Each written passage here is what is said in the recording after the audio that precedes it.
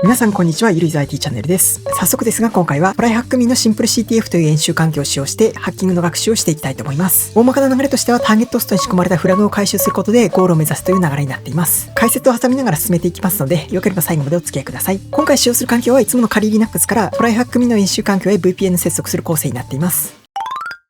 まずは問い1ですね。ポート1000以下で実行されているサービスはいくつありますかっていうことで、まずは Nmap のポートスキャンを実行しましょう。ポートっていうのは以前も説明したんですけど、簡単に言うとサービスごとに開いているドアみたいなものになりますね。Web サービスなら HTTP、HTTPS、メールなら SMTP とか POP とか、対象のポートが開いていないとそれらのサービスが提供できませんよと。Nmap っていうのは開いているポートをスキャンするツールになりますね。Nmap で各オプションをつけて、あとはターゲットホストの IP アドレスを指定しますよと。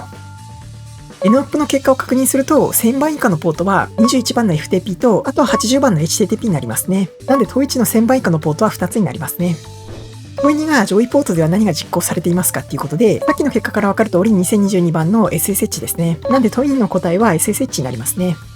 問い3がアプリケーションに対する CVE は何ですかっていうことで、ちょっと問題が分かりづらいんですけど、使用しているアプリケーションに関連する脆弱性は何ですかっていう意味になりますね。ここではまずはターゲットホストのディレクトリを確認してみましょう。ディレクトリの説明はちょっと長くなってしまうので、興味がある方は過去の動画をご参照ください。コーバスターでターゲットホストを指定して、あとは使用するワードリストを指定しますよと。そうするとディレクトリがいくつか表示されるんですけど、シンプルっていう隠しディレクトリが一つだけあるんで、ここはちょっと怪しそうですね。ページを確認すると CMS メイドシンプルっていうソフトウェアを使っていて、バージョンが 2.2.8 ってことが分かりましたね。なので、この情報からこのソフトウェアの脆弱性を確認してみましょう。サーチスプロイトというエクスプロイトを検索するコマンドを使用します。そうするとこれになりますね。SQL インジェクション関連の脆弱性がありますよと。さらに横に出ているこのファイルですね。46635.py ってやつに詳細な情報が書かれているんで、中身を見てみましょう。そうすると CVE の番号が記載されてるんで、問いさんの答えは CVE20199053 になりますね。ちなみに ExploitDB でも検索できるんで、コマンドで検索してもらっても、サイトで見てもらっても、どちらでも大丈夫ですね。問い4はどのような脆弱性がありますかっていうことで、答えはさっき確認した通り SQL インジェクションに関連する脆弱性がありますよと。問い5がパスワードは何ですかっていうことになるんですけど、ここではさっきサーチスプロイトで見つけたプログラムを使ってターゲットホストにログインするためのアカウント情報を見つけていきます。46635.py っていうのを指定して、あとはターゲットホストの IP アドレスプラス使用するワードリストの指定ですね。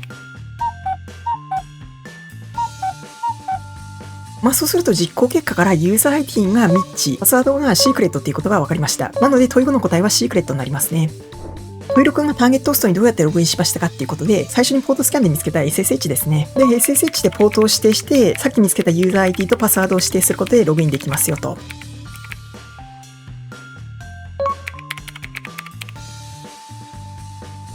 問い7が1つ目のフラグ回収になりますね。ログインした後にディレクトリ内のファイルを見てみると、ユーザー .text ってやつがありますよと。このファイルの中身を見ると1つ目のフラグを回収できますよと。答えは Good Job Keep Up ですかね。これが問い7の答えになりますね。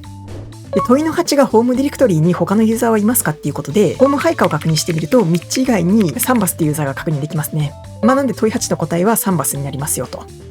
問いの9が特権に昇格するために何が必要ですかっていうことで、要するにルート権限になるために何か使えそうなものを探しましょうっていうことですね。ここでは sudo コマンドを使用するんですけど、-l オプションをつけることで特権ユーザーで実行できるプログラムを確認することができます。冒頭の説明だけではちょっと分かりにくいと思うんですけど、ひとまずコマンドを打ってみると、ユーザーミッチは次のコマンドを実行できますよっていうことが書いてあって、BIM を使うことでパスワードなしでルート権限になりますよっていうことが分かりましたね。この情報から BIM を使えばいいってことが分かったんで、問い9の答えは BIM になりますね。問い10は最後のフラグをゲットするっていうことになるんで、まずはさっき見つけた BIM を使って特権に昇格しましょう。どうやって特権に昇格するんですかっていうことなんですけど、GTFO-BINS っていう権限昇格についてのテクニックがまとまってるサイトがあるんですけど、そのページを見るとですね、このコマンドで特権になりますよってことが書いてあるんですよね。例えば BIM で検索してみると、こんな感じでいくつかコマンドが書いてあるんですけど、このいずれかのシェルを実行することでルート権限になりますよと。あとはリバースシェルでの実行方法とか、他にもいろんなやり方が書いてあったりしますね。ここに記載してあったシェルを実行してみると、ルート権限になりましたね。最後にルート .text のフラグを確認して完了になります。